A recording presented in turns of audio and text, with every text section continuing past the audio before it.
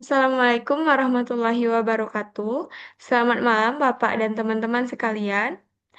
Baiklah, kami pada malam hari ini akan mempresentasikan materi kami yang berjudul Analisis dan Permodelan Sistem Informasi Akuntansi pada PT Astra International. Yang topik ini membahas bagaimana sistem informasi akuntansi, khususnya siklus pendapatan, yang dijalankan oleh salah satu perusahaan besar di Indonesia. Baiklah, perkenalkan nama saya Amelia Altika dengan NIM 240435152 sebagai moderator dan teman-teman saya. Saya Bunga Kasih Adriani dengan NIM 240435153. Saya Gina Francisca dengan NIM 240436163. Baiklah, kami akan membacakan hasil dari diskusi kami tentang analisis pada PT Astra International. Kepada rekan saya, Bunga, dipersilahkan.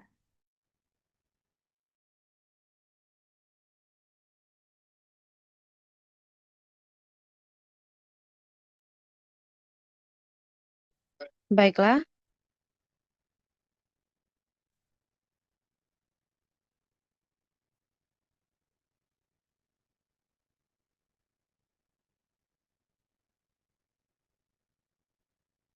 nama perusahaan dan lokasi.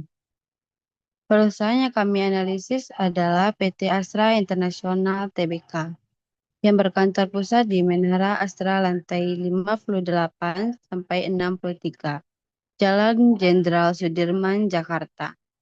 Astra adalah perusahaan multinasional Indonesia yang bergerak di bidang seperti otomotif, jasa keuangan, alat berat dan pertambangan, agribisnis, infrastruktur dan logistik, teknologi informasi, dan properti.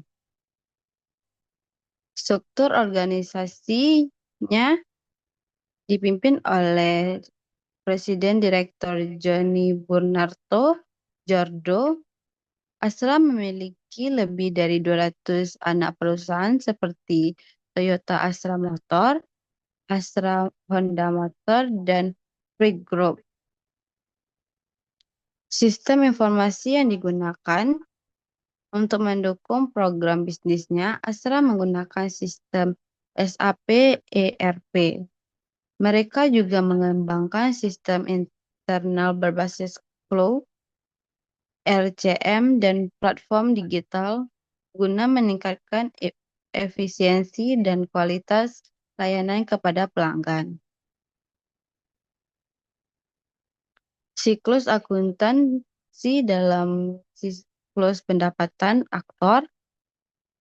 Dalam siklus pendapatan akuntansi pendapatan, terdapat beberapa aktor penting yaitu 1. Pelanggan, 2. Bagian penjualan, 3. Bagian gudang, 4. Bagian pengiriman, 5. Bagian keuangan, 6. Bagian pimpinan. Masing-masing memiliki peran dalam proses dari pemesanan hingga pelaporan keuangan.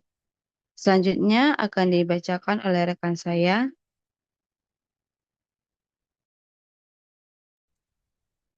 Baik, saya akan melanjutkan. Di situ ada siklus akuntansi dalam siklus pendapatan, dalam aliran dokumen dan transaksi. Dokumen dan transaksi yang mengalir dalam proses pendapatan diantaranya, yang pertama ada pesanan dari pelanggan ke bagian penjualan, yang kedua ada permintaan barang ke gudang, yang ketiga konfirmasi persediaan, yang keempat faktur penjualan 4 rangkap, yang kelima penerbitan surat jalan, yang keenam pengiriman barang, yang terakhir ada laporan keuangan dan pimpinan. Selanjutnya, next.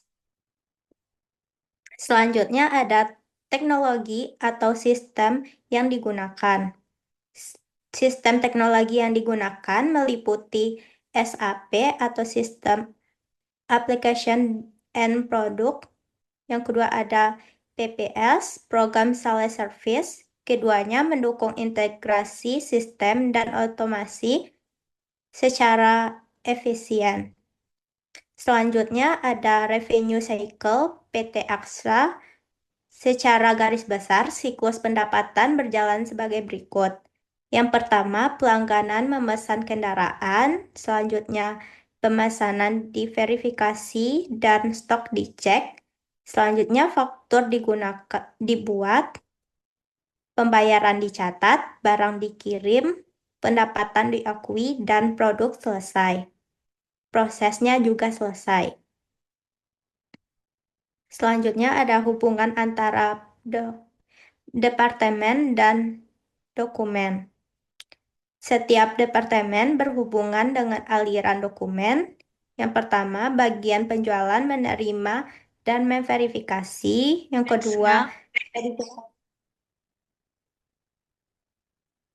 Nah, lanjut nggak? PPT-nya next. faktur dibuat dan dicatat. Yang ketiga, pembayaran diterima. Yang keempat, gudang dan pengiriman mengatur pengantaran.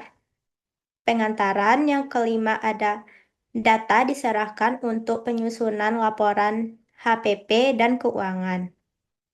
Baiklah, itu aja. Selanjutnya akan dilanjutkan oleh rekan saya, Amelia Tika.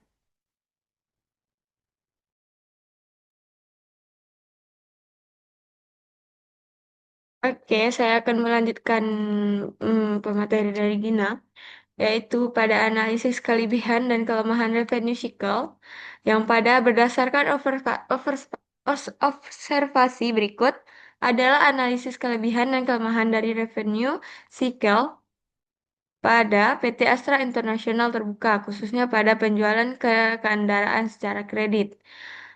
Pada rinciannya, analisis kelebihan dan kelemahannya yaitu yang pertama adanya kelebihan, proses efisien karena otomatisasi sistem. Yang kedua, adanya sistem informasi yang andal dan terintegrasi. Dan yang terakhir, adanya kontrol internal yang baik. Kelemahannya menyangkut pada potensi kesalahan input manual, yaitu selalu tergantung pada sistem. Dan yang terakhir, ada risiko fraud jika kontrol yang tidak ketat atau tidak waspada. Oke, hanya itu yang bisa dapat saya sampaikan.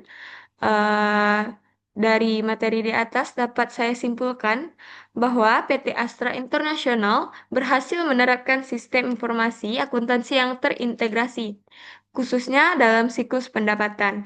Dengan dukungan SAP dan sistem digital lainnya, proses penjualan berjalan efisien dan terkontrol. Meski efektif, sistem ini tetap memiliki kelemahan seperti ketergantungan pada teknologi dan potensi kesalahan pada penginputan. Namun, secara keseluruhan, sistem ini mendukung pencatatan dan pelaporan keuangan secara akurat. Oke, baiklah, hanya itu yang bisa saya sampaikan. Bila ada salah kata, saya mohon maaf. Saya akhiri. Wabillahi taufiq walhidayah. Wassalamualaikum warahmatullahi wabarakatuh.